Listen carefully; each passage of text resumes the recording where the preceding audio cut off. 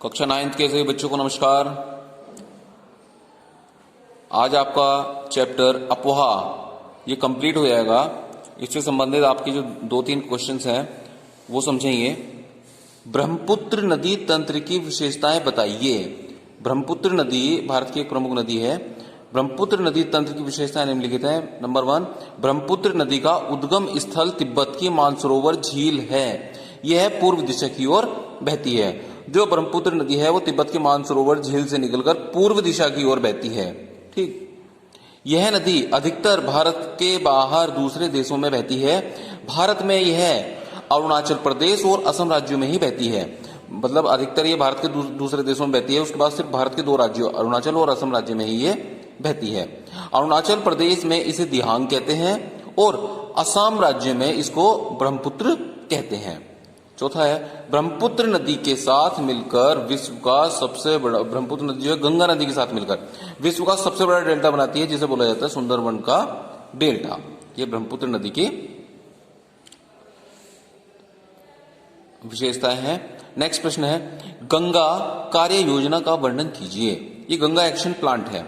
गंगा कार्य योजना, Ganga action plan का प्रारंभ 1985 ईस्वी में राजीव गांधी के समय में हुआ था। जब राजीव गांधी प्रधानमंत्री थे उस समय गंगा एक्शन प्लान अस्तित्व में आया कि गंगा की सफाई को देखते हुए कि गंगा साफ सुथरी होनी चाहिए, क्योंकि भारत की एक प्रमुख नदी है। इस योजना का मुख्य उद्देश्य गंगा को स्वच्छ और निर्मल बनाना था। वर्तमान समय में अन्य नदियों को भी स्वच्छ व निर्मल बनाने की सरकार कार्य योजना तैयार कर रही है। गंगा कार्य योजना के माध्यम से देश के लगभग 57 नगरों और कस्बों से होकर बहती है।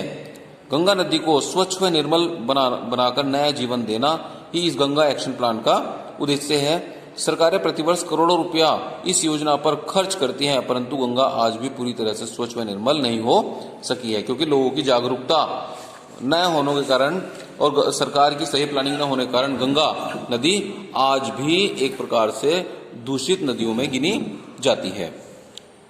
अगला प्रश्न है हमारा, नदी प्रदूषण पर संक्षिप्त नोट लिखिए। बढ़ती हुई घरेलू, नागरिक, औद्योगिक एवं खेती में नदियों के जल की बढ़ती मांग स्वाभाविक रूप से जल की गुणवत्ता पर असर डाल रही है। मतलब बढ़ती हुई जनसंख्या, नागरिक, देश में जनसंख्या बढ़ रही है, घरेलू आवश्यकता है, औद्योगिक आवश्यकता है, खेतों में सिंचाई के लिए नदियों के जल की वजह से नदियों के जल की आवश्यकता बढ़ रही है। नदियों से निरंतर जल का दोहन किया जा रहा है। दोहन का मतलब होता है निकाला जा रहा है, जिससे उनके जल में गिरावट आ रही है।